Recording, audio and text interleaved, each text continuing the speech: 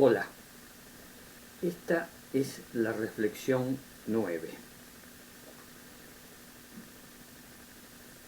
Quiero seguir con el método del popurrí, o sea, la mezcla de cosas. Me parece que es una forma de expresarme reflexionando múltiples circunstancias, situaciones, hechos, recuerdos, pensamientos, que sería el popurrí, o sea, la mezcla de todas estas cosas. Me parece que la reflexión hecha de esta forma lleva a la práctica lo que yo en otros videos planteo como cambio en el modo de pensamiento. En lugar de hacer un modo de pensamiento lineal, de causa-efecto, hacer un modo, una forma de pensar donde una cosa surja a la otra de manera espontánea, de manera, como yo digo, expreso en otros videos y desarrollé en otros videos, el automatismo psicológico que lleva a pensar algo y en una sucesión de imágenes en la mente surgen otros pensamientos, luego otros, a través de lo que se denomina asociación libre. Surgen de manera espontánea, sin estar pensando qué es lo que voy a decir. Me surgen, por eso hago tantas digresiones, tantas dentro de la frase, digo una palabra que me hace surgir un pensamiento de manera así por asociación libre y cambio y hago la digresión. Pero siempre trato de volver al origen para darle una continuidad, una cierta armonía al relato que estoy haciendo, a la reflexión que estoy haciendo. Y por eso lo llamo popurrí, es una mezcla de cosas. Puede ser algo atractivo para algunos espectadores. A mí me resulta una manera de llevar a la práctica este cambio de modo de pensamiento. En lugar de ser lineal, que sea a 360 grados, o sea, para todos lados, como la expansión del universo, como inflar un globo, que lo menciono en otros videos. Esto le da al pensamiento una libertad, al pensar, al razonar, le da una libertad mucho mayor que seguir un esquema prefijado. Un esquema prefijado sería hacerme una guía en un papel de lo que voy a decir y seguir esas pautas. Eso sería el modo de pensamiento lineal. Es decir, me hago un guión con argumentos, con temas que voy a tratar, me lo escribo en un papel y voy fijándome en esos temas. 1, 2, 3, 4, 5, etc. Eso le da un esquema de pensamiento lineal, porque está prefijado, está pensado de manera uno consecuencia de otro, causa-efecto. En cambio, haciéndolo de forma espontánea, tal como surge de manera automática con asociación libre, ya cambia, ya no hay una continuidad lineal, sino que hay, tal como es la mente cuando piensa, cuando pensamos, saltamos de una cosa a la otra. En esos saltos, muchas veces, la mayoría de las veces son por asociación libre. Cuando estamos pensando solos, meditando, pensando, nos surgen una idea, un pensamiento, un recuerdo, una imagen, distinta, o una emoción, y saltamos de una cosa a la otra, de manera así, es un saltar continuo de nuestras representaciones mentales. Este ejercicio es muy interesante y lo voy a llevar en este video a algo que me quedó dando vueltas. ¿Cómo ejemplificar esta manera de pensar así tan libremente y sin hacerlo en forma lineal? Yo usé la imagen del Big Bang, de la expansión del universo, la de inflar el globo, pero ahora se me ocurre algo que puede servir para profundizar este esquema, esta forma de pensamiento. Y hay autores, filósofos, yo estoy estudiando y estudié siempre me interesó la filosofía, y profundicé bastante, pero yo más bien me considero alguien que piensa, que inventa, alguien que le gusta pensar y le gusta inventar. Y se me ocurre que la máxima extensión de esa forma de inventar, de crear, es a través del arte. Por eso yo siempre relaciono el pensamiento con el arte, y sobre todo, específicamente, el arte de la pintura. La relación de base es esa: formas de pensar, formas de razonar, cómo llevarlas a la pintura, sobre todo en esta quinta época pictórica que yo estoy haciendo ahora, los cuadros que estoy pintando a partir de este año 2019. Hay filósofos de la antigua Grecia que son muy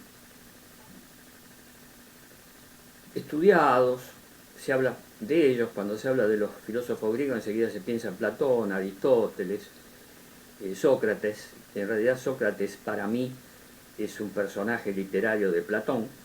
Sócrates no se conoce ninguna obra escrita, sí se conocen obras de Platón donde menciona a Sócrates. Para mí es un personaje literario, un invento de Sócrates, pero de Platón, un invento de Platón, una ficción literaria, pero suponiendo que haya tenido un maestro, Sócrates, que hizo todo lo que describe Platón en sus obras, y que no escribió nada. Es medio extraño eso, que no haya escrito nada. Bueno, es posible. De haber vivido en épocas más modernas, se hubieran grabado sus clases, las prácticas de Sócrates con la gente, con sus discípulos, el sistema que según Platón hacía Sócrates, se hubiera grabado. Yo lo asocio, lo relaciono con un pensador más moderno, Lacan. Lacan se conocen las clases de los seminarios que él daba en París, y por suerte se han podido grabar y han quedado.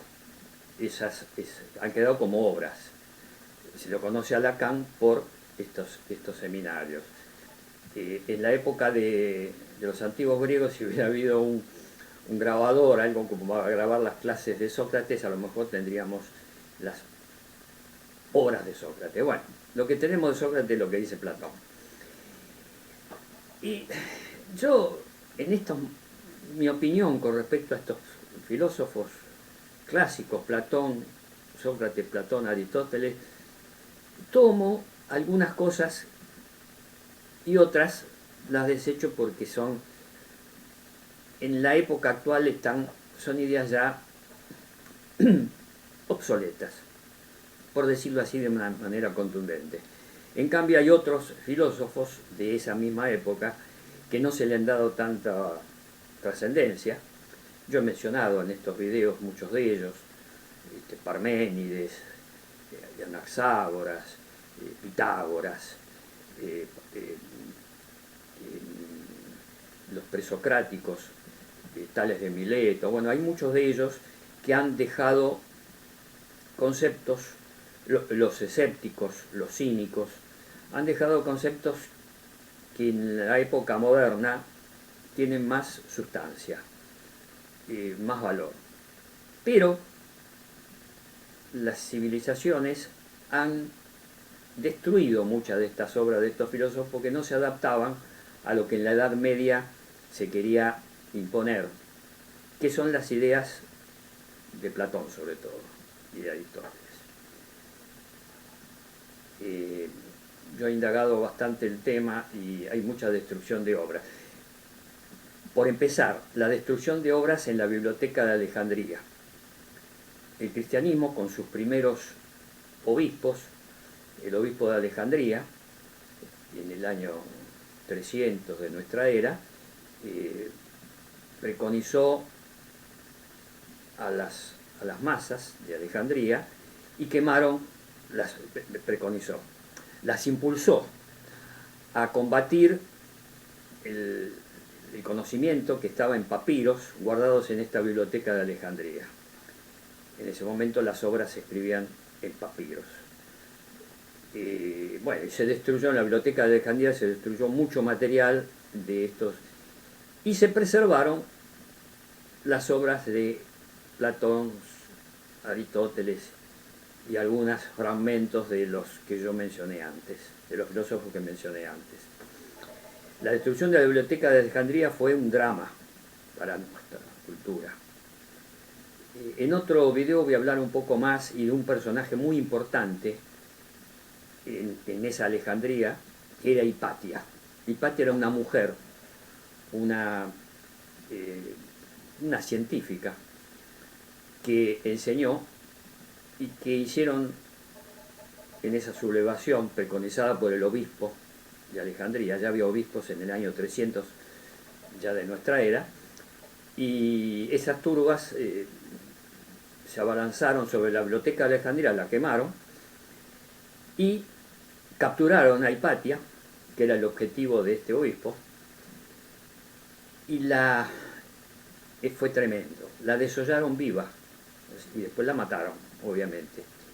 Fue algo tremendo. Uno de los primeros crímenes del cristianismo fue matar a Hipatia, la gran científica de Alejandría. Muy triste acontecimiento. Vuelvo, esto fue una digresión, porque no se me ocurrió hablar de Hipatia, porque en algún momento voy a profundizar sobre este personaje histórico tan relevante. Vuelvo a Platón.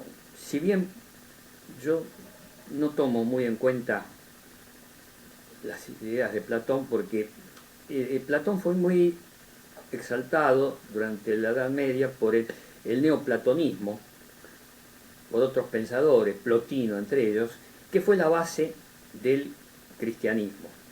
Después al cristianismo le dio forma Pablo, y con sus, bueno, lean al que le interesa el tema, los evangelios, donde están las epístolas de Pablo, donde ahí es el desarrollo, el creador del cristianismo fue Pablo, que fue el que le dio la base filosófica e ideológica.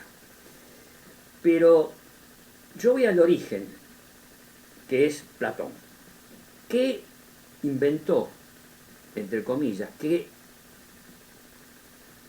Sí, en realidad inventó la idea de un mundo ideal, la idea del alma, que después fue desarrollada por el cristianismo, por Pablo, por todos los pensadores y los escritores del cristianismo, la idea del alma. Todos deben conocer, los que estén viendo este video, la anécdota, el relato que hace Platón de la cueva, donde había personas que estaban en una cueva y se en una pared de la cueva se reflejaban a través de imágenes reflejadas un mundo. Y bueno, Platón inventó la idea que el mundo real, entre comillas real, era el de las ideas, de las representaciones que nos hacemos mentalmente, ese mundo ideal, el de las ideas. Y luego inventó la idea del alma, que es otra idea. Sobre esa base,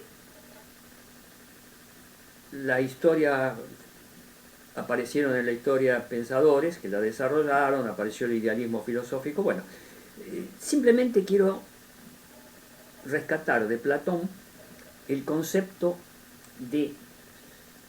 no del alma, porque el alma es una entelequia, es algo que es una imaginación, está en la imaginación, pero sí rescatar la idea esta de Platón de la representación mental.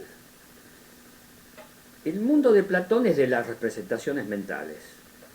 El mundo que observamos de la realidad, el mundo que tocamos, que vemos, que oímos, no es el verdadero. El verdadero es el mundo de las ideas, según Platón. ¿Y qué son esas ideas? Representaciones.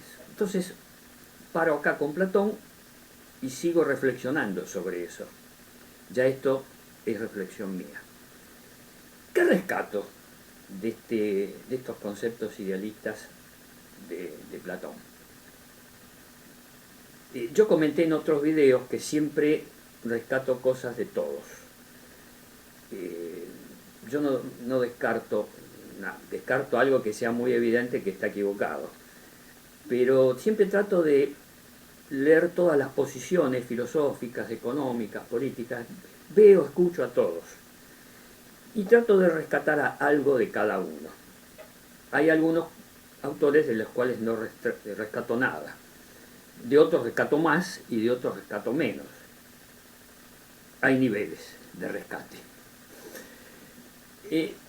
Esto de Platón, de las ideas, que en principio decir que el mundo real es el de las ideas, en mi opinión, es incorrecto.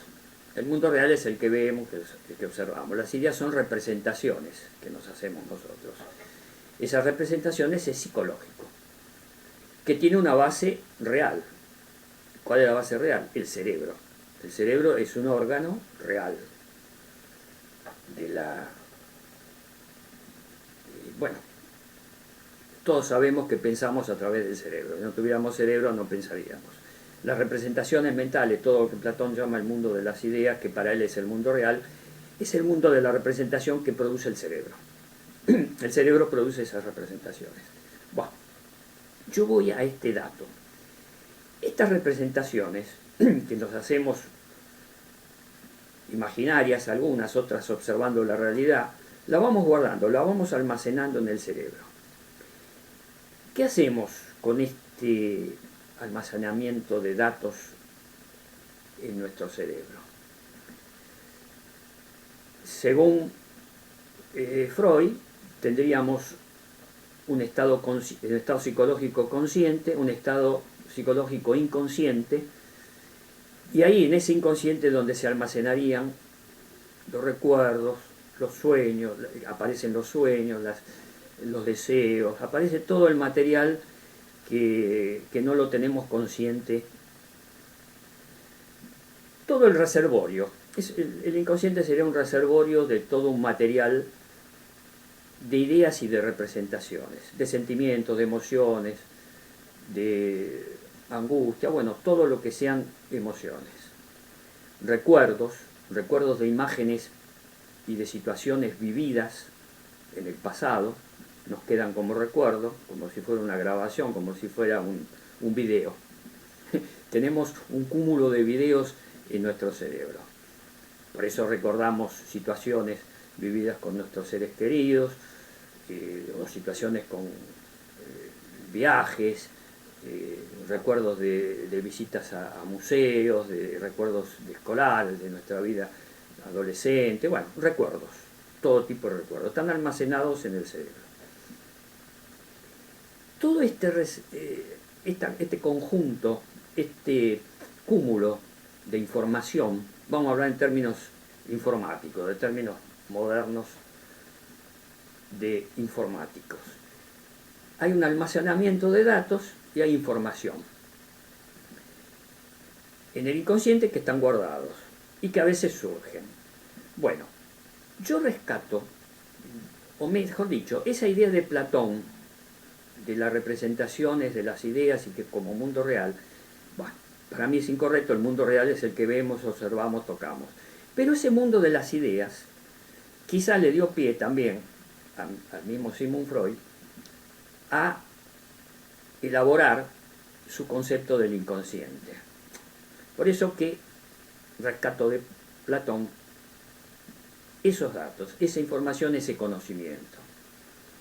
No lo desecho por completo, no digo, bueno, obviamente el alma es ficción, no es real, por más que haya algunos que quieran argumentar sobre la hipótesis del alma. Bueno, argumentos hay muchos, pero la realidad es que es una ficción.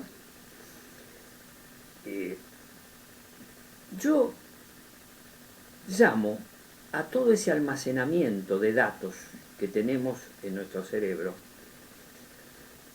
y yo le doy una denominación, lo llamo prenociones. En el texto que yo siempre menciono, Estertores de una cultura, que está en mi blog principal, hago un análisis, un estudio sobre lo que son las prenociones. En síntesis, las prenociones, que yo llamo prenociones, sería ese conjunto de almacenamiento de datos en el cerebro. Recuerdos, conocimientos, ideas, pensamientos, emociones, todo ese conjunto. Estas prenociones, voy a decir algo que es muy importante, que forma parte de toda una teoría que yo tengo, que está también analizada en ese trabajo y en otros trabajos que no tengo publicados. Todo este cúmulo de datos hacen que nos determine en nuestro accionar cotidiano. Nos determine. Hacen que cuando contemplamos, vamos al tema específico del arte y de la contemplación de una obra pictórica. Cuando contemplamos un cuadro, generalmente nos gusta, si nos gusta la obra nos quedamos, la disfrutamos, si nos conmueve, nos hacen pensar, nos rescatan de ese reservorio que tenemos de datos, de información, nos hacen traer a la mente consciente, si el cuadro lo amerita, no todos los cuadros nos producen este mecanismo de traernos del recuerdo datos. Pero si la obra de arte nos conmueve, nos gusta, nos lleva, nos hace evocar circunstancias de nuestro pasado, lo hacemos en base a nuestras prenociones. Cada ser humano tiene un cúmulo de prenociones, de información guardada en su cerebro. Cada uno tiene distintos datos. No todos tenemos los mismos recuerdos. Aunque hayamos estado 2 o 3 personas en un mismo lugar, en una circunstancia determinada, y tengamos un recuerdo de una fiesta, por ejemplo, de una reunión, cada uno tendrá recuerdos de esa misma reunión, recuerdos distintos. No todos vamos a tener imágenes que nos representen esa reunión exactamente iguales. Cada uno tendrá la suya. Y la almacenamos, la guardamos. Cuando la evocamos, cada uno de nosotros evocamos algo, lo hacemos de manera diversa. Cada uno tiene sus prenociones. Eso es concretamente lo que quiero decir. Cada uno tiene su cúmulo de prenociones, su conjunto. Al contemplar un cuadro que nos emociona, surgen de esas prenociones nuestras propias experiencias, que nos hacen ver y sentir un cuadro cada uno a su manera. Por eso yo cuando digo que al contemplar mis cuadros, en especial de mi quinta época pictórica, cada espectador lo va a interpretar y lo va a disfrutar a su manera. Cuando digo a su manera es porque no hay una interpretación única. Hay diversas maneras, cada uno lo va a ver a su manera. ¿Y cuál es su manera? De acuerdo a sus prenociones. Ahí viene la importancia de las prenociones.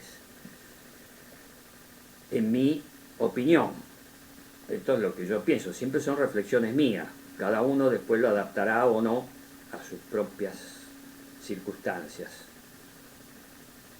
En mi caso, cuando yo veo un cuadro, me surgen de mis prenociones, me surgen emociones, sentimientos, que son propios míos. Interpreto el cuadro que estoy observando de una manera a mi manera. Hay una canción famosa, A mi manera.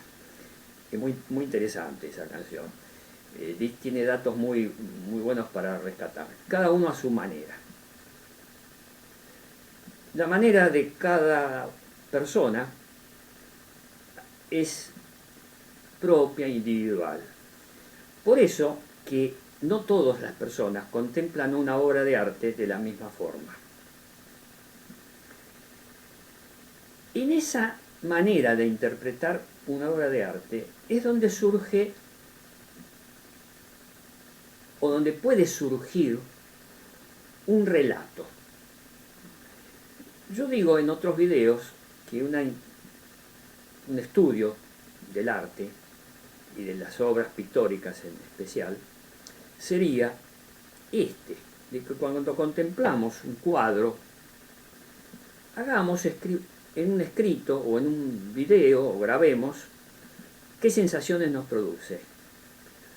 Y cada espectador va a hacer un escrito, un video, una grabación solamente hablada, o sea, con un grabador de voz, y va a dar información, va a producir un relato distinto. La obra de arte es la misma, pero al ver la obra de arte, al escribirlo, o al describirlo y analizar la obra de arte, cada observador va a dar.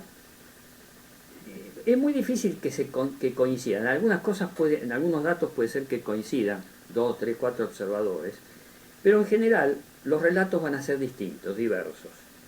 Esa es la importancia de una buena obra de arte, de un buen cuadro, que nos diga muchas cosas. Va a hacer que el espectador piense, más aún, que sienta, que le produzca sensaciones, emociones, y lo que yo busco en mis obras de mi quinta época pictórica, que lleven al espectador a razonar, lo que menciono en otros videos de deducir e inducir y deducir.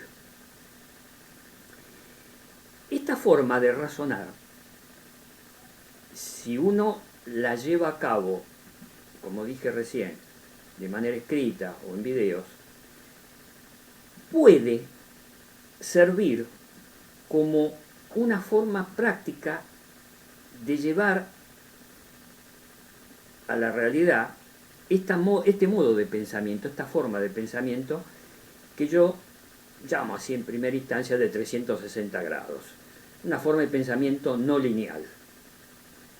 ¿Por qué? Porque van a surgir infinidad de preguntas, de dudas, de datos, vamos a hablar en términos informáticos, de datos diversos, que apuntan a distintas direcciones. No a una dirección lineal, sino a distintas direcciones, en forma de expansión del cosmos, del universo, o de inflar un globo.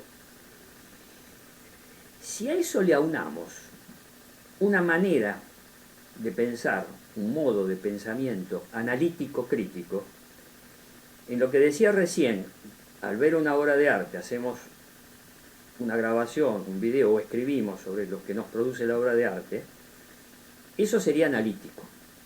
Si a eso le aunamos el pensamiento crítico, analítico y crítico, hacemos observaciones de esos datos que vamos escribiendo.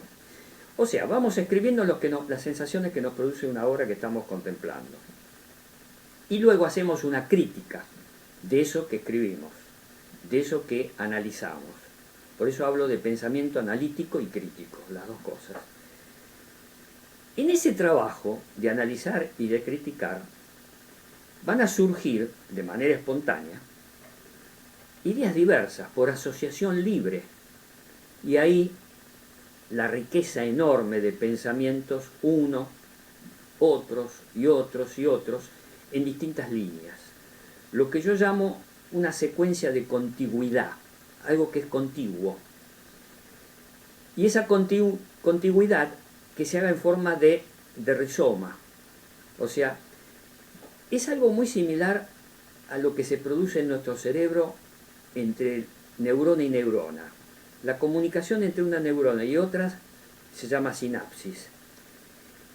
Esa sinapsis, cuando las neuronas se intercomunican entre sí, van armando toda una red de sinapsis, de relación entre neurona y neurona, toda una red que se va expandiendo.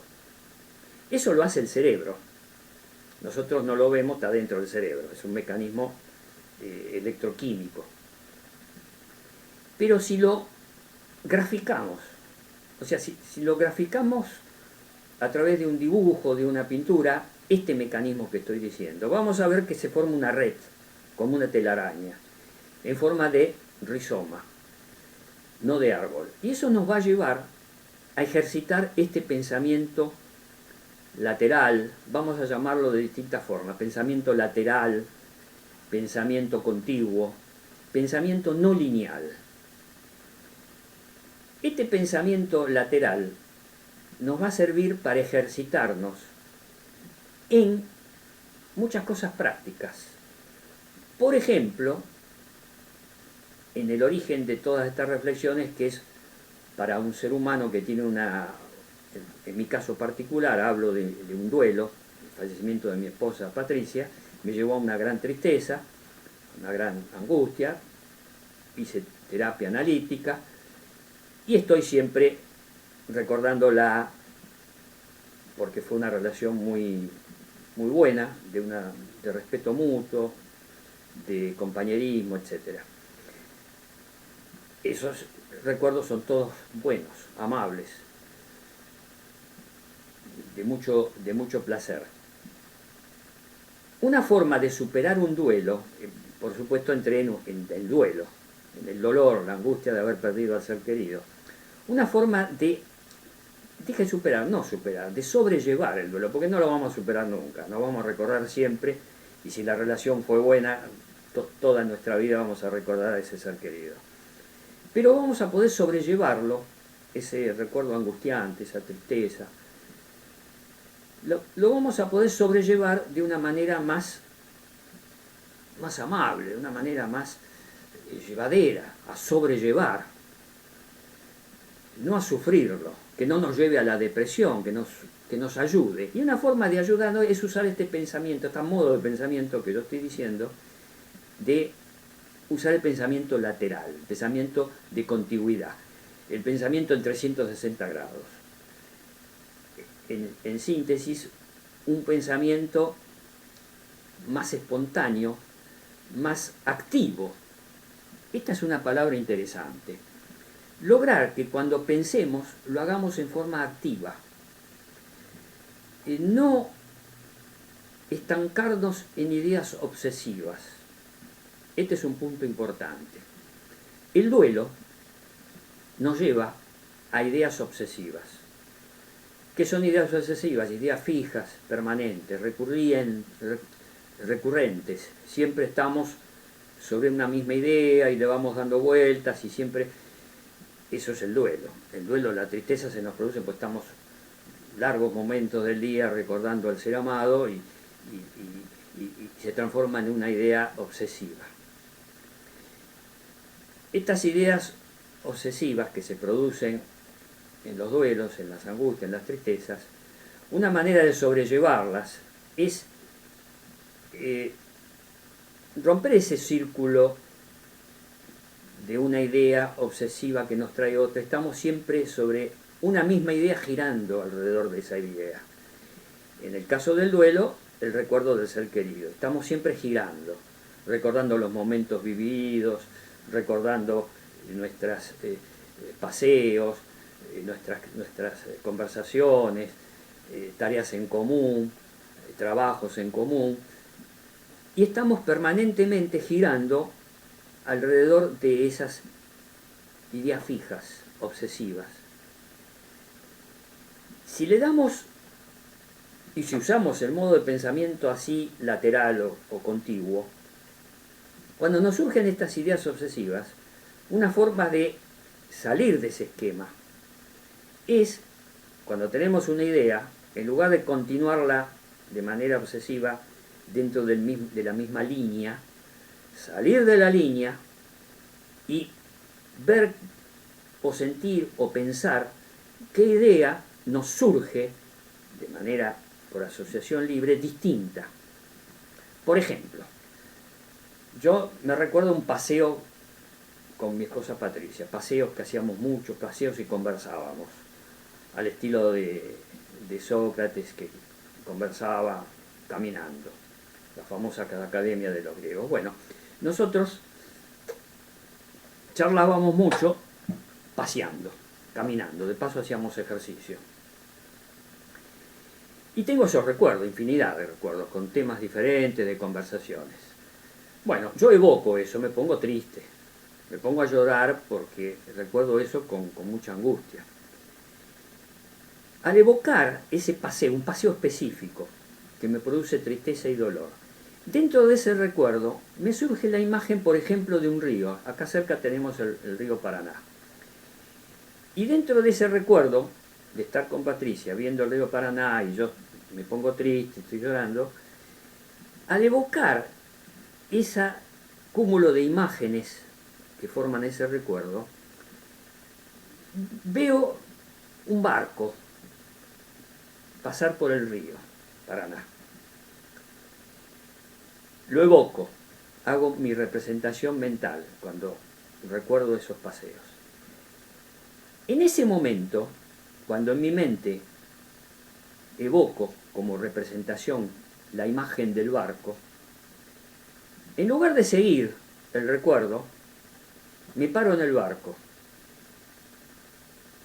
y pienso de manera consciente, o sea, con el pensamiento consciente, pienso el barco. ¿Qué hace ese barco? Está llevando mercadería.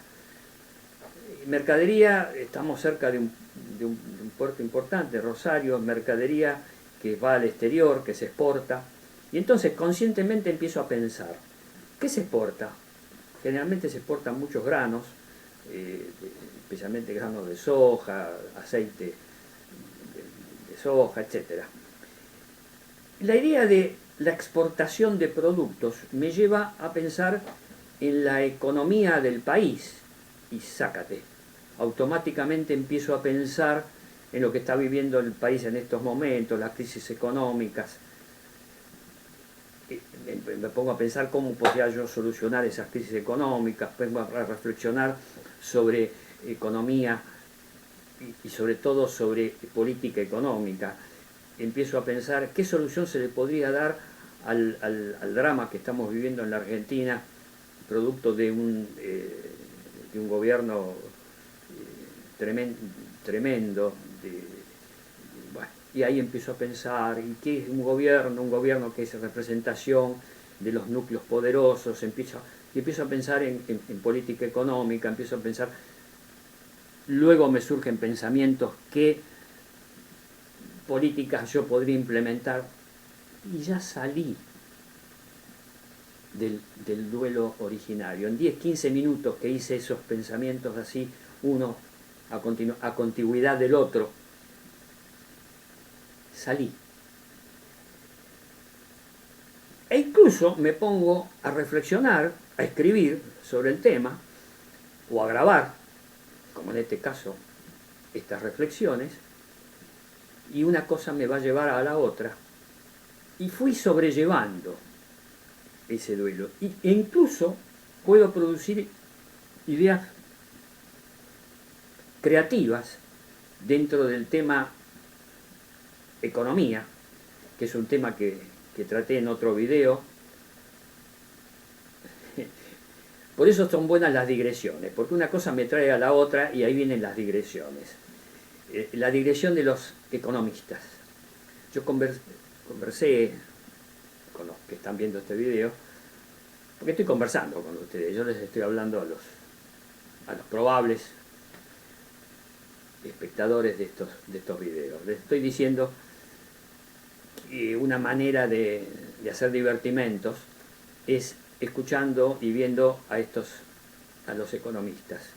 Y cómo, ustedes ven como una idea me trae a la otra, cómo salí de mi idea triste, me estaba poniendo triste cuando estaba recordando los paseos con Patricia, y cómo ahora estoy pensando en las tonteras que dicen muchos economistas, entre comillas economistas, y otros que son economistas, pero que dicen muchas cosas incorrectas. Generalmente dicen ficciones, pues se equivocan. Ven cómo salí, cómo salté de un tema al otro. Por eso que el método del popurrí, de mezclar temas, de la mezcolanza de cosas, y del método mío de colcha de retazos, cómo puede ayudar a las personas, practicándolo, usándolo. Esta forma de pensar nos lleva a desarrollar características de la inteligencia. Característica de la inteligencia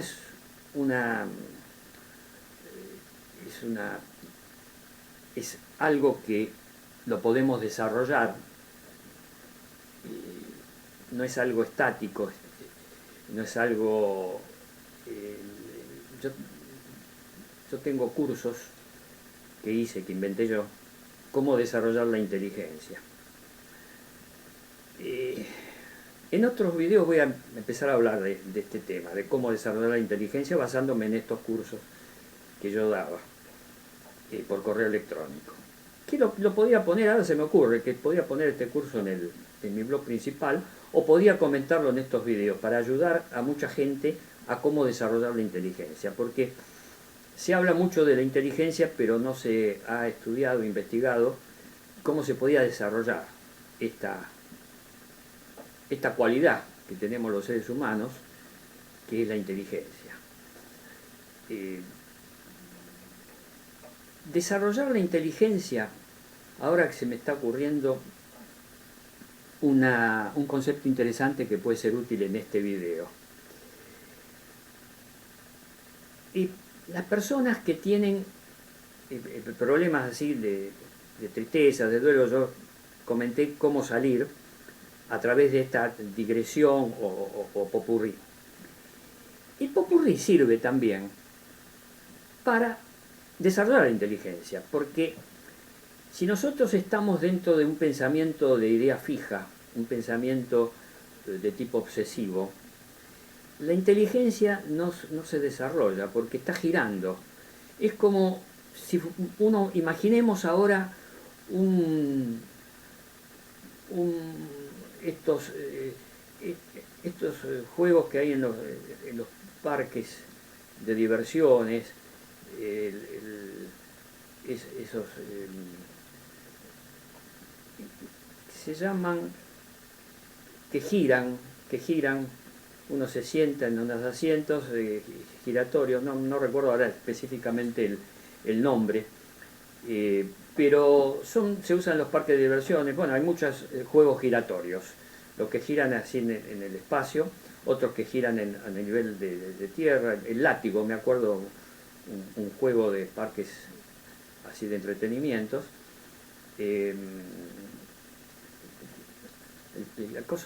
Algo del mundo, bueno, el que gira, el juego ese que gira, uno se sienta y va girando. Esto del girar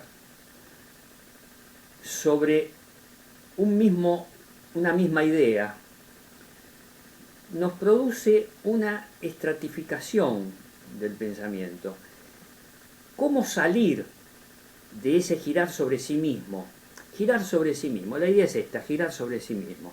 No sé si ustedes han observado muchas veces los perros que se muerden la cola, incluso hay otros animales que hacen algo parecido, y van girando. Hay alegorías, incluso hay figuras pictóricas, especialmente en el arte asiático, donde se hacen estas figuras de este tipo, seres míticos o mitológicos que se muerden la cola, dragones por ejemplo que se muerden la cola, incluso que giran sobre sí mismos. Eso girar sobre sí mismo, el girar, el dar vuelta siempre en el mismo lugar. Estas ideas de... yo la auno esta idea a la de la espiral, las espirales, los resortes. Ustedes observen un resorte que giran sobre sí mismo, pero van en el resorte, cada giro sobre sí mismo va expandiéndose. El resorte es algo que se expande, gira sobre sí mismo, pero así. Siempre avanza y se hace un resorte que se puede aplastar o se puede extender. Esa imagen, tengámosla presente, porque es muy ilustrativa, es una representación gráfica que nos ayuda a pensar. Cuando pensamos en forma así de espiral, en muchos de mis cuadros yo pongo representaciones de espirales, sobre todo en la tercera y cuarta época pictórica, lo ponía en los fondos, figuras de espirales, la idea de la espiral. El resorte. En el resorte se produce una vuelta sobre el mismo sitio. Se parte de un sitio, se vuelve al mismo sitio, pero se adelanta algo. En el resorte se adelanta algo, siempre se adelanta un poquito, un poquito, un poquito, y se hace, o sea, el resorte se alarga, se da vuelta sobre sí mismo, pero un poquito más avanzado, sobre sí mismo, pero un poquito más, sobre sí mismo, un poquito más.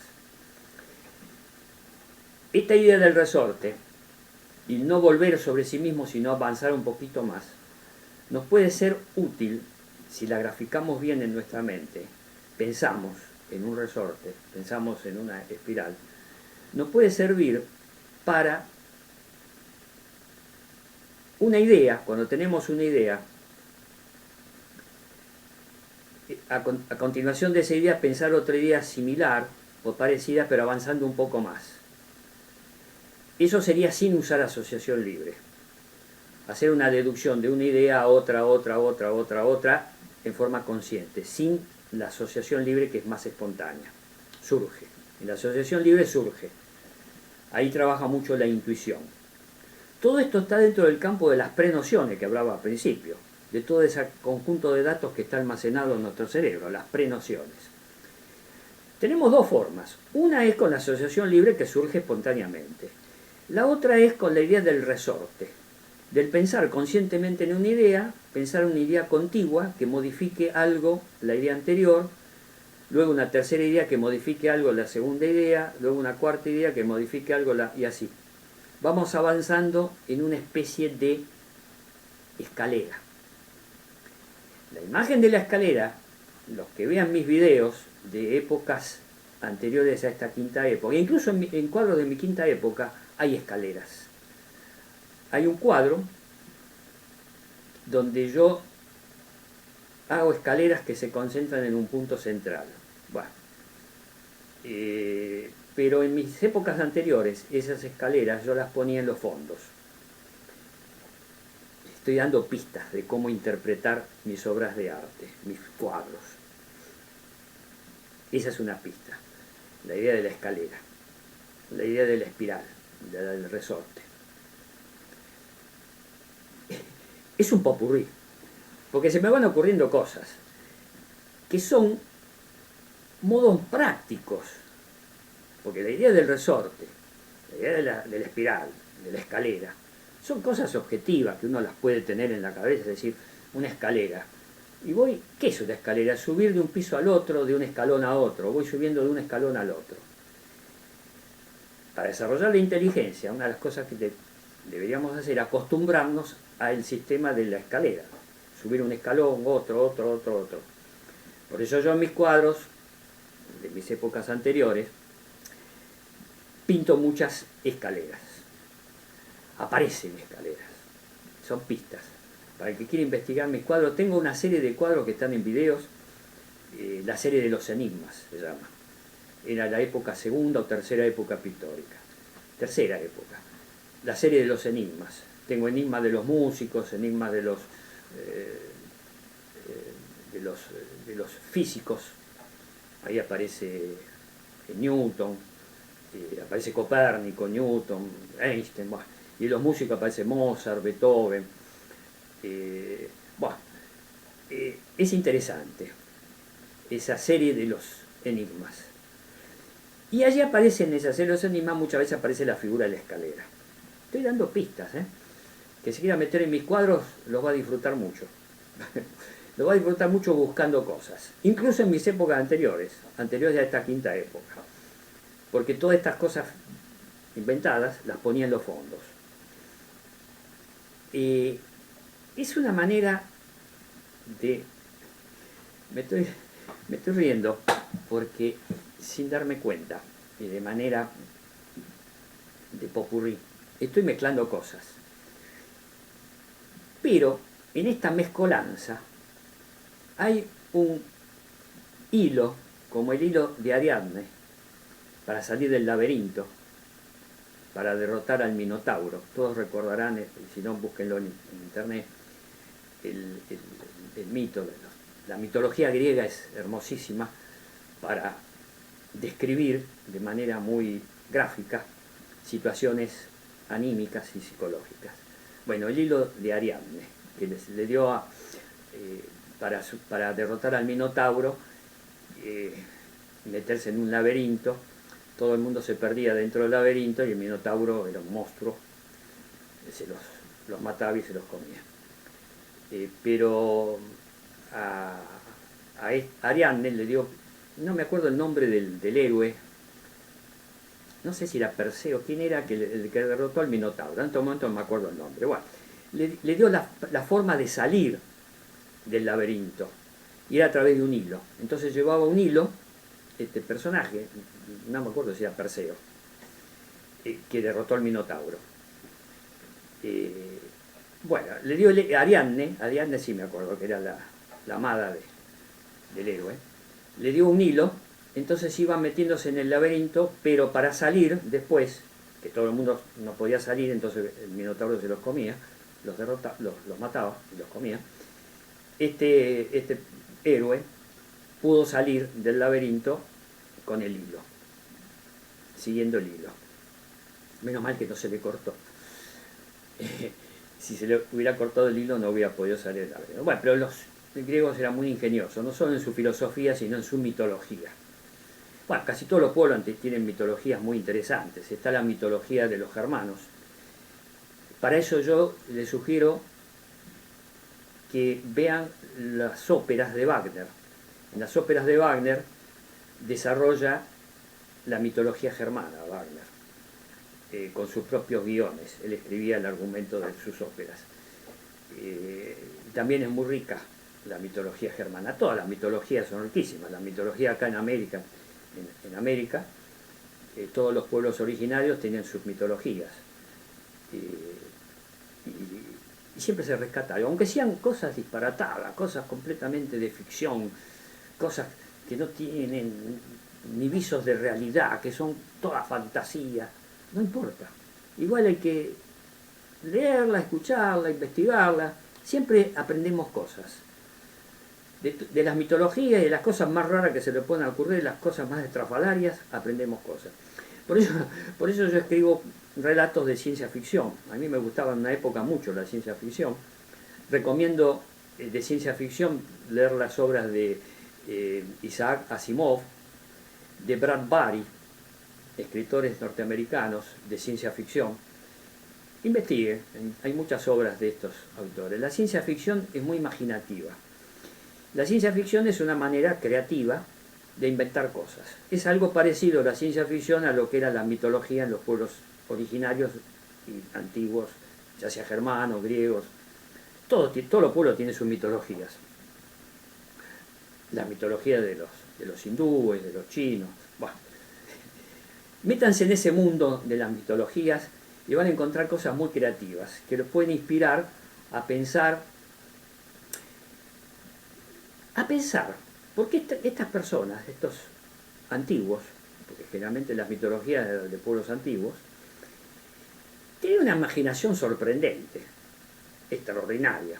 Bueno, todos tenemos mitología, la mitología cristiana. Uno mira, lee los evangelios, la Biblia, es mitología. La creación de Adán y Eva, el paraíso, es una mitología. Y ahí vuelvo a mi pintor Jerónimo Bosch, el Bosco. En el Jardín de las Delicias, el Bosco grafica en forma pictórica la mitología de la creación de Adán y Eva, del paraíso, de cómo salieron del paraíso. Bueno, el Jardín de las Delicias. Estudien ese cuadro, donde está en forma pictórica narrado el relato de la Biblia. Todas las mitologías de todos los pueblos son interesantes, todos. En algún video de estas reflexiones voy a hacer reflexiones más específicas. Es raro para mí hacer específico, ¿no? Porque me gusta el popurrí, me gusta la mezcla de cosas. Y tiro datos, ojo, tiro datos. Al que le interesen esos datos, investiga por su cuenta. Y el que le guste la mitología griega, se meta en la mitología griega, que averigüe, que lea, que se informe. La mitología germana, la mitología de los pueblos originarios de América, las mitologías cristianas. Todos los pueblos tienen sus mitologías. Todas son hermosas. Por ejemplo, la mitología cristiana. Tenemos el libro del Apocalipsis. Léanlo. Es una cosa maravillosa lo fantasioso que es eso. Para mí el que escribió el Apocalipsis estaba drogado, porque salvo que tuviera en forma natural, su cerebro haya producido estas sustancias que naturalmente produce el cerebro y que haya sido un gran creador, es algo magnífico.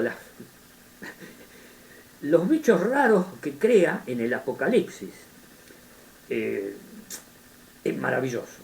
Es ciencia ficción, realmente, ciencia ficción. Unos personajes, yo me quedo corto, en mis cuadros, inventando seres fantásticos, me quedo corto con las descripciones que se producen en el Apocalipsis. Es literatura. Habría que llevar el Apocalipsis a lo pictórico. Sería interesante, algún pintor que quiera trasladar. Lo que pasa es que yo no puedo trasladar, porque yo invento. Lo que yo pinto, invento. Entonces me sale lo que me sale. Es todo inventado. Es toda mi propia fantasía. Entonces trasladar la fantasía del Apocalipsis de la Biblia, trasladarla a la pintura, me costaría a mí. Pero a algún pintor le doy esta idea. Que lea el Apocalipsis y que después lo traslade. Debe haber cuadros de pintores que han trasladado estas imágenes. El mismo Dalí tiene unos bichos raros que inventó Dalí y a lo mejor se inspiró en cosas del Apocalipsis. Puede ser Dalí y otros surrealistas. Bueno, todo este popurrí que estoy haciendo, ¿para qué sirvió? Para el que lo está viendo este video, lo paseé por montones de temas.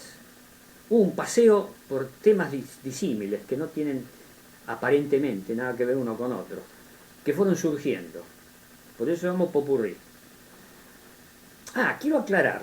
Yo en un momento dado, en otros videos, dije que popurrí era la mezcolanza, la mezcla de cosas al azar. No es tan así. La mezcla de cosas al azar es mi concha de retazos. Mi concha de retazos es al azar porque surge por asociación libre. Y la asociación libre surge por intuiciones o por cosas que se dan en un momento dado al azar o por intuición. Que es algo bastante relacionado con el azar, la intuición. Pero que siempre hay bases, fundamentos. En el popurrí es la mezcla de cosas con una intención determinada. Por eso la segunda acepción de la palabra popurrí es mezcla de fragmentos de canciones y hacer una nueva canción con fragmentos de otras canciones. Hay una intención determinada, o sea, ya no es tanto azar. O sea, el popurrí no es tan azar. Por eso que lo mío es popurrí, pero como hay mucho de azar, porque me van surgiendo espontáneas, más bien lo mío es parte popurrí y parte ensalada o concha de retazos, o ensalada rusa, como le digo yo, donde sí hay mucho de espontáneo, mucho de automatismo, mucho de surgir de intuiciones, de datos que se me van apareciendo uno a continuación del otro, o por contigüidad. Acuérdense de la idea de la contigüidad, lo que está al lado, no lo que sigue como consecuencia de causa-efecto, sino lo que está al lado, que no es causa-efecto, no es consecuencia uno del otro, sino que está al lado. Es colateral. La idea esta de lo colateral, del pensamiento lateral y no lineal, y la vamos a desarrollar, o la voy a desarrollar, la vamos, yo y mis circunstancias, como decía el pensador. Yo y mis circunstancias, como se dan cuenta por estas reflexiones, son múltiples. Volvemos a la idea del múltiple, el múltiple y sus secuencias. Esta idea de la multiplicidad es una idea importante para desarrollar más a fondo. Yo la desarrollo en mis pinturas. En todas mis pinturas de mi quinta época, ya puse un video con cuadros en forma no analizando el cuadro a fondo, cada cuadro en particular, sino el conjunto de los cuadros que pinté hasta ahora de esta quinta época en un video corto, en un video de 5 minutos 25 segundos, donde explico con palabras algo, comento algo sobre las obras y voy poniendo fotos de cada obra. Le recomiendo al que vea este video, que le guste una obra determinada, que haga pausa en el video y trate de agrandar la imagen para ver los detalles. Y si quiere ver los detalles va a tener que ir al video donde analizo esa obra. Estoy en la tarea de cada uno de estos cuadros de esta quinta época pictórica hacer análisis exhaustivos, o sea, un video completo sobre el cuadro, donde me acerco con la cámara a los detalles, porque los detalles son fundamentales en estos cuadros míos. El que está viendo este video de 5 minutos, donde pongo las obras, pongo una foto de la obra completa, se ve la obra completa. Para ver los detalles va a haber que hacer pausa en el video y con una aplicación, los que tenemos Linux tenemos esa aplicación, acercarnos y ver los detalles. Y después sacarle la pausa y seguir con el video, hasta que lleguemos a otro cuadro que nos guste, hacemos pausa y volvemos a hacer el mismo trabajo. Yo eso lo hago en las filmaciones específicas de cada cuadro, en videos específicos, con la filmadora, donde me acerco y muestro los detalles. Esto de ver el conjunto y los detalles es otra forma del pensamiento que yo propongo, del pensamiento no lineal, el pensamiento en forma de rizoma, el pensamiento de 360 grados. El que vea este video va a decir, qué complicado que es esto. Pero es divertido.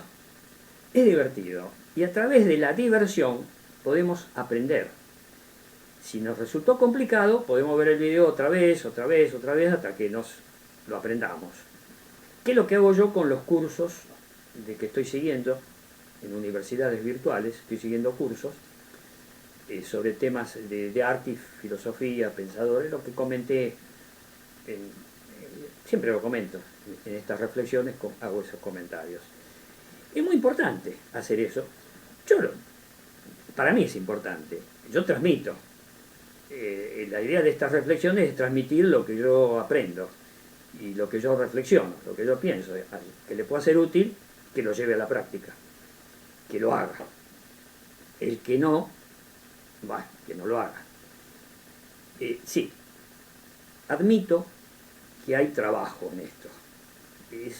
El que no está acostumbrado a esta ejercitación permanente le va a costar. Por eso que estoy pensando en poner en estas reflexiones el tema del desarrollo de la inteligencia, el curso ese famoso que yo hablé, famoso, para mí. Sin embargo, cuando yo lo hacía por correo electrónico hace ya muchos años, había mucha gente que incluso lo hice en forma presencial también. en Buenos Aires. Tenía alumnos en forma presencial y la parte lo hacía también por correo electrónico. Lo voy a poner, ya sea en el blog o acá en estas reflexiones, voy a hablar sobre cómo desarrollar inteligencia. Era interesante porque en este curso hablaba de cómo aprender métodos de estudio, cómo memorizar cosas. Hay técnicas de memorización, no solo las técnicas mnemotécnicas, sino otras técnicas que había inventado yo, de cómo memorizar cosas, de cómo estudiar. Es un tema muy importante, cómo estudiar para los estudiantes secundarios, universitarios, primarios, o las profesionales que necesitan aprender cosas nuevas, cómo estudiar, cómo desarrollar la eficiencia, cómo desarrollar la creatividad. Está dentro del curso. Y le añadía en los últimos tiempos cómo los orientales lo llaman meditación. El tema de la meditación, que hay muchos videos en internet sobre el tema de la meditación que usan los chinos, los hindúes, los orientales en general, cómo meditar, técnicas de meditación. Bueno, yo lo encaraba desde otro ángulo, no con técnicas así tan medio místicas, porque todo el pensamiento oriental tiene mucha base de misticismo, de cosa mágica. Bueno, esto también lo voy a tratar en otras reflexiones, esto va para largo. Me parece que estas reflexiones vamos a pasar los 2 dígitos.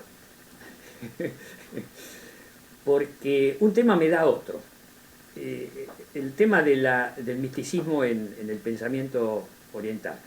Algo de eso hablo en el ensayo que yo siempre menciono, Extractor de una cultura, donde analizo el pensamiento de Lao Tse, un pensador, un filósofo chino, antiguo chino, Lao Tse. Lao Tse, yo le hice una crítica tremenda a Lao Tse.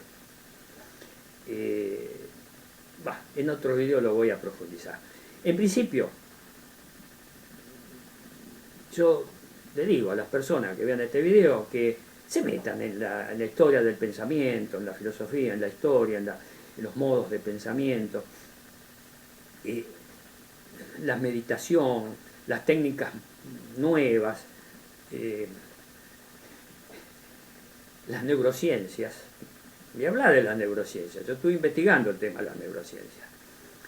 En todas estas cosas nuevas, estas escuelas nuevas, hay cosas rescatables, en todas. Para mí en todo hay cosas rescatables, en todo. Hasta la persona más tonta, ignorante que pueda haber, puede decir algo inteligente. Hay que escuchar a todo el mundo. Si se hace un poco pesado y ya es muy tonto lo que está diciendo, bueno, lo dejamos de escuchar. Pero siempre es rescatable. De todo el mundo de todas las personas se pueden rescatar cosas, incluso de los economistas. En otro video hablo de los economistas. Algunas cosas se pueden rescatar los economistas, estos personajes del posmodernismo. Los economistas, para reírse, escuchen a los economistas anarcocapitalistas. Se van a reír, se van a divertir, van a ver cómo desarrollan la dictadura del mercado. La dictadura del mercado, porque la izquierda desarrolló el concepto de dictadura del proletariado. O sea que el proletariado va a ser una dictadura para eliminar las clases sociales. La idea de la dictadura del proletariado es eliminar las clases sociales. Cuando no haya más clases sociales, entraremos en la etapa del comunismo, donde no hay clases sociales, somos todos una sola clase, y de allí la extinción del Estado llegamos al anarquismo.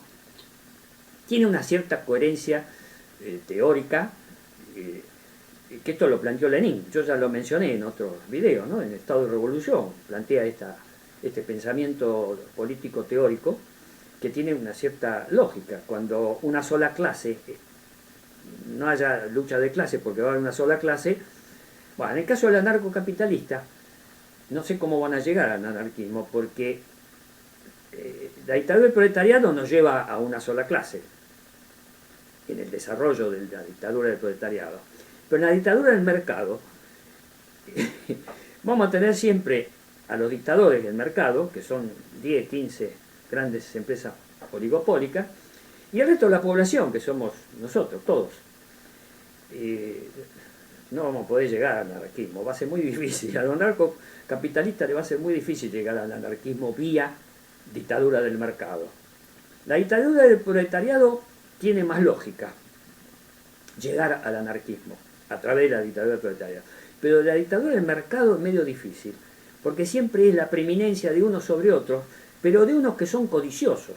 En la dictadura del proletariado se supone que ese proletariado, donde todos seamos ya proletarios, una sola clase, la característica humana básica de la codicia, de acumular bienes, ya no va a tener sentido. Entonces, habríamos, teóricamente, eliminado esa característica, la codicia. Pero en la dictadura del mercado, la codicia no se va a eliminar. Entonces, estos dictadores, las empresas, grandes empresas oligopólicas, dictadura del mercado, este mercado, cada vez con más codicia, y lo vemos en la práctica, porque esto sí funciona en la práctica, ojo, la dictadura del mercado funciona en la práctica, estamos viviéndolo en la época globalizada actual, hay dictadura del mercado, y la codicia al máximo. En cambio, la dictadura del proletariado es una teoría, no se llegó nunca a la teoría, a la dictadura del proletariado, no hemos llegado nunca, hasta ahora. Entonces, en teoría, pensamos que la codicia, esa característica básica del ser humano, se eliminaría, en teoría. Los autores, Marx, Lenin, Trotsky, presuponen que sí, que no habría codicia, el ser humano sería otro ser humano. Pero en el caso de la dictadura del mercado, la codicia se exacerba, porque el mercado cuanto más tienen, más quieren, y más quieren, y más acumula. Y el resto, los que sufrimos el mercado, no se nos derrama nunca, porque la riqueza de los ricos nunca se derrama a los pobres, nunca se derrama. La teoría del derrame es teoría, en la práctica no se da nunca. En la práctica se produce mayor acumulación. El envase de la acumulación de los ricos, se agranda el envase, para acumular cada vez más. El envase se agranda, más, el envase se agranda. Y los de abajo no derrama nunca, nunca se llena ese envase. El envase del mercado es inllenable. No sé si existe la palabra inllenable, bueno, la inventé yo. Es divertido pero es trágico, porque las tragedias que genera la dictadura del mercado es tremendo. En otro video voy a hablar, pues yo tengo mucha empatía con las personas que están sufriendo acá en Argentina y en todo el mundo, la miseria, el hambre, la agresión, la violencia del hambre, la explotación, es tremendo, ojo, es dramático. Aquí pasamos de la comedia al drama. En mis cuadros yo pongo personajes de dos caras, como las dos carátulas del teatro griego, la comedia y la tragedia. En mis personajes múltiples yo pongo personajes también de 2 o 3 o 4 caras. Las facetas dramáticas y más risueñas. Y termino este video porque me pongo triste cuando pienso en la angustia, el dolor de los que están sufriendo, realmente están sufriendo hambre. En todo el mundo, y acá en la Argentina estamos viviendo momentos muy difíciles, producidos por el mercado. La dictadura del mercado lleva al hambre de muchas personas, de enormes porcentajes. Cada vez aumenta más el porcentaje de pobreza y de indigencia. Tema grave, muy grave. Y bueno, voy a cortar el video acá, voy a seguir en otros videos, pero piense, el que está viendo este video, y si es argentino, que piense en las personas, millones de personas que están viviendo dramas tremendos, que están en la calle, viviendo en la calle, en comedores que ya ni siquiera les llega alimento a esos comedores. Es dramático. En muchos países pasa eso, pero en Argentina lo estamos viviendo de manera cada vez mayor. Bueno, dejo esta reflexión. No pensaba ni se me imaginaba terminar la reflexión con la angustia, el dolor que lleva el contemplar las necesidades de millones de personas en la República Argentina en estos momentos. Bueno, seguiré en otro video. Me estoy poniendo muy triste porque tengo imágenes mentales. En muchos de mis cuadros de esta quinta época pongo esto. Hay un cuadro que yo lo llamo Protestas, que está.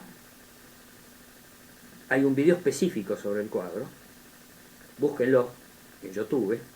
Está el video específico donde lo filmo, lo grabo, donde me acerco con la cámara a los detalles del cuadro, donde se van a ver estas cosas de las protestas. Y el video general, donde ese de 5 minutos, 25 segundos, donde pongo todas las obras, pongo la foto. Protestas se van a dar cuenta enseguida, lo van a identificar enseguida en la parte central del cuadro, qué es lo que hay que induce a la idea de las protestas. Paren ahí, si les gusta investigarlo, el cuadro, hagan pausa en el video, acérquense con alguna aplicación a los detalles del cuadro. Y si no, vean el cuadro, el video específico donde desarrollo este cuadro con acercamiento de la cámara a los detalles. Se llama Protestas. Bueno, chao, nos vemos en otro video. Chao.